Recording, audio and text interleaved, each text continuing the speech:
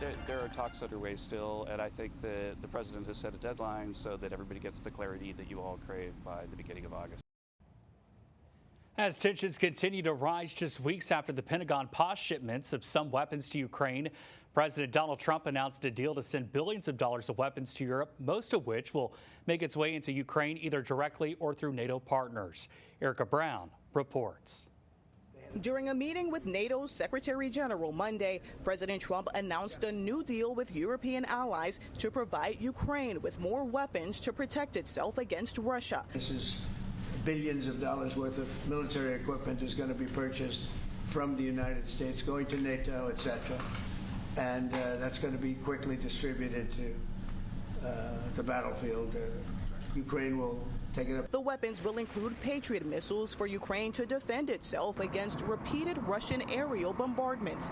President Trump has grown increasingly frustrated with Russia's attacks while he pushes to end the war. We actually thought we had probably 4 times the deal.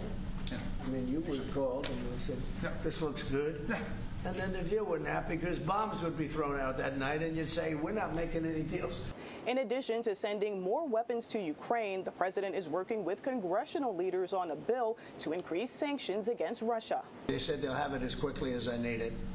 So we'll see. We're talking to him. In fact, John Thune's coming over later on to talk. The bill, which has bipartisan support in both the House and the Senate, would impose sanctions on countries that purchase oil from Russia, including Brazil, China, and India, which could face a 500% tariff on goods imported to the U.S. We're going after the people who keep Putin in business, and additional sanctions on Russia itself. This is truly a sledgehammer available to President Trump to end this war. While President Trump has not yet committed to supporting the bill, Monday he threatened additional tariffs on Russia if they don't agree to a peace deal in 50 days. Erica Brown at CBS News, the White House. Senators Lindsey Graham from South Carolina and Richard Blumenthal from Connecticut, the co-writers of the bipartisan Russian sanctions bill, are having dinner tonight with the NATO secretary to discuss the sanctions package on Capitol Hill.